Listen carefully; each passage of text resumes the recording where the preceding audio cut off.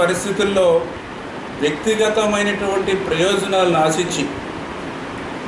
తన రాజకీయ నిరుద్యోగం కోసం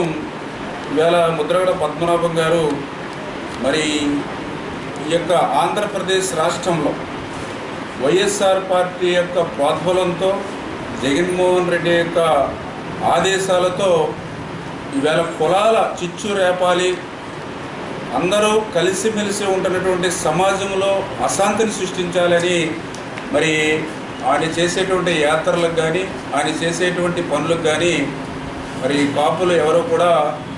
మరి సహకరించవలసినటువంటి అవసరం లేదని చెప్పి నేను భావిస్తూ ఉన్నా. ఎందుకంటే ఇప్పటికే చంద్రబాబు నాయుడు గారి అధికారంలోకి వచ్చాక మరి గతంలో ఏ ప్రభుత్వము చేయనటువంటి విధంగా, ఎందుకంటే గతంలో కూడా కాంగ్రెస్ పార్టీ రాజశేఖర్ రెడ్డి గారు ఆ రోజు 2004లో కాపుల్ని బీసీలుగా చేరుస్తామని చెప్పి మరి ఆ రోజు హామీ ఇవ్వడమే కాదు, ఢిల్లీ కూడా తీసుకెళ్ళి సోనియా గాంధీతో చెప్పడం జరిగింది, హామీ ఇవ్వడం జరిగింది. కానీ 2004 నుంచి 2014 వరకు 10 సంవత్సరాల అధికారంలో ఉన్నారు. 10 సంవత్సరాలు కాంగ్రెస్ పార్టీ అధికారంలో ఉండి కాపులకి చేసింది ఏంటో చెప్పమని ఈ తల్లి కాంగ్రెస్ పిల్ల కాంగ్రెస్ వాళ్ళని అడుగుతూ ఉన్నాం. 10 సంవత్సరాల అధికారంలో ఉండి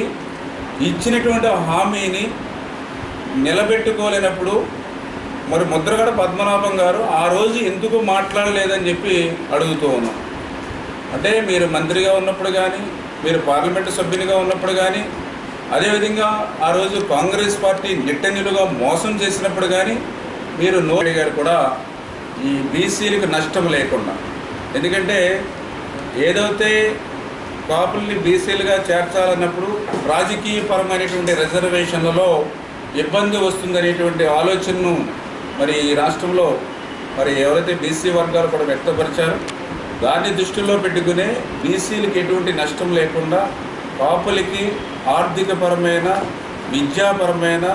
ఉద్యోగపరమైనటువంటి రిజర్వేషన్లు, అంటే రాజకీయపరమైనటువంటి రిజర్వేషన్లు లేకుండా విద్య, ఉద్యోగ, ఆర్థికపరమైనటువంటి రిజర్వేషన్లు ఇవ్వడానికి ఈవేళ చంద్రబాబు నాయుడు గారు పూర్తి స్థాయిలో ఆయన చేసినటువంటి కసరత్తు అంతా కూడా పూర్తయింది.